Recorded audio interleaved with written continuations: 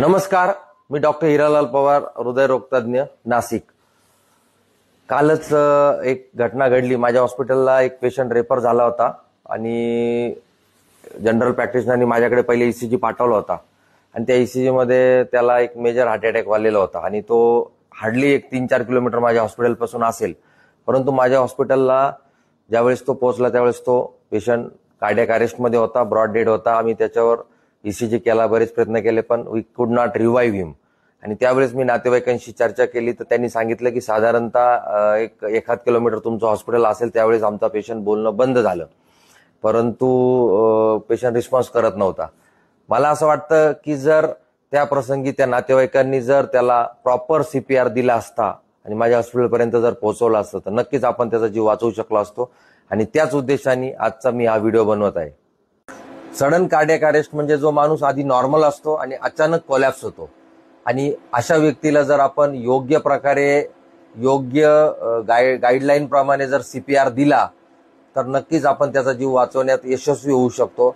Recently आपण news चॅनलमध्ये बघतोय जे सेलिब्रिटीज आहे, आता रिसेंटली शेफाली जरीवाला, सिद्धार्थ शुक्ला, म्हणजे असे बरेच जे सेलिब्रिटीज आहे त्यांचे सडन कार्डियक अरेस्टने मृत्यू झाल्याचं आपण बघितलंय। तर त्यावेळेस आपण थोडंसं या बाबतीत जागरूक होतो। भारतामध्ये साधारणतः एका वर्षामध्ये 7 लाख लोकांना सडन कार्डियक अरेस्ट होतो आणि त्याच्यापैकी फक्त लेस दॅन 5% लोकांना योग्य प्रकारे सीपीआर मिळतो। तर मला असं वाटतं की सीपीआर हा कॉमन पब्लिकला माहीत झाला पाहिजे, कारण जे काही सडन कार्डियक अरेस्ट होतात त्याच्यातल्या 70% कार्डियक अरेस्ट या घरांमध्ये होतात, 20% पब्लिक प्लेसेसमध्ये होतात आणि फक्त 10% कार्डियक अरेस्ट या हॉस्पिटलमध्ये होतात। त्यामुळे कॉमन पब्लिकला सीपीआर हा आलाच पाहिजे योग्य प्रकारे आणि योग्य गाईडलाईननी। आता आपण सीपीआर कसा केला जातो आणि त्याच्या स्टेप्स काय असतात हे जाणून घेऊयात। सगळ्यात महत्त्वाचं सीपीआर मध्ये ऍक्ट नाऊ याचा अर्थ असेसमेंट, त्यानंतर कॉल फॉर हेल्प आणि ट्रीटमेंट हे 3 पार्ट असतात। तर त्याच्यामध्ये असेसमेंटमध्ये आपण त्याच्या 3 गोष्टी बघतो। सगळ्यात पहिले जी आहे ती आपण पेशंट रिस्पॉन्सिव्ह आहे किंवा नाही या गोष्टी बघतो। त्यानंतरून आपण दुसरं जी गोष्ट बघतो पेशंट ब्रीदिंग करतो किंवा नाही करत हे चेक करतो आणि तिसरं महत्त्वाचं म्हणजे आपण त्याची पल्स चेक करतो। तर सगळ्यात महत्त्वाचं आपण ज्यावेळेस पेशंट रिस्पॉन्सिव्ह आहे की नाही आपण पेशंटला आपण टॅप करतो। जसं आपण विचारणार भाईसाब किंवा बाबा उठा, किंवा आपण त्याला त्याच्या छातीला मारू शकतो, बाबा उठा, बाबा उठा, असं आपण करू शकतो। त्याने आपण बघू शकतो जर पेशंट रिस्पॉन्सिव्ह असेल तर तो लगेच हालचाल करेल किंवा आपल्याला आवाज देईल। जर त्यांनी कुठलाही रिस्पॉन्स केला नाही तर आपण त्याची नेक्स्ट स्टेप म्हणजे त्याचं ब्रीदिंग चेक करतो। ब्रीदिंग चेक करण्यासाठी आपण त्याचं रेस्पिरेशनमुळे त्याची छाती वर खाली हलते की नाही ते बघतो आणि दुसरी जी मेथड आहे ती आपण कान लावून त्याचे श्वास येत आहेत की नाही ते ऐकू शकतो।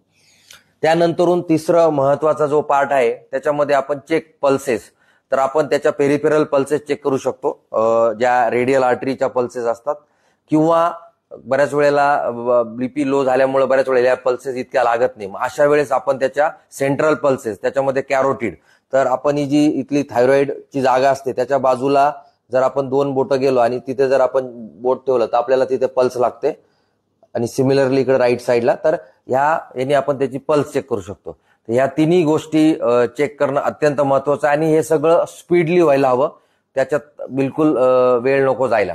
त्याच्यानंतरून जे दुसरं महत्त्वाचं जे आहे त्याच्यामध्ये आपल्याला कॉल फॉर हेल्प, म्हणजे मधल्या वेळामध्ये आपण जर आपल्या बाजूला जर पब्लिक प्लेसेसमध्ये जर ही घटना घडली असेल तर तिथे गर्दी असते, गर्दीमध्ये जर एखादा आपल्या ओळखीचा कोणी असेल, जसं एखादा कुणाल ओळखीचा, तर कुणाल पटकन अँब्युलन्सला बोलव असं आपण त्याला आवाज देऊ शकतो। किंवा एखादा कलरचा कोणी शर्ट घातला असेल, रेड शर्टवाले बाबा तुम्ही पटकन अँब्युलन्सला बोलवा, तसं आपण इन्स्ट्रक्शन देऊ शकतो। आता जो ऍक्ट नाऊ मधला जो टी आहे तो म्हणजे ट्रीटमेंट, म्हणजे आपल्याला आता सीपीआर करायचं आहे। तर सीपीआर करताना हे जे स्टर्नम बोन असतं सेंटर ऑफ द चेस्ट, त्या स्टर्नम म्हणजे ब्रेस्ट बोनचा जो लोअर 1/3 पार्ट असतो तर त्या पार्टमध्ये आपल्याला सीपीआर करायचा असतो। आपला जो राईट किंवा जो डॉमिनंट हँड आहे तो आपण व्हर्टिकली त्यावर प्लेस करतो, त्याच्यामध्ये आपण इंटरलॉक करतो लेफ्ट हँडचे फिंगर्स आणि साधारणतः 2 इंच डीप जाईल या प्रेशरने आपण त्याच्यावर कॉम्प्रेशन देतो आणि हे जे कॉम्प्रेशनचं जी या प्रकारे आपण ते कॉम्प्रेशन देतो. हे एका मिनिटात साधारणतः 100 ते 120 कॉम्प्रेशन्स झाले पाहिजे, म्हणजे एका सेकंदाला 2 कॉम्प्रेशन. आणि हे कॉम्प्रेशन आपल्याला कंटिन्यू करायचे. या प्रकारे आपण ते कॉम्प्रेशन कंटिन्यू करायचे.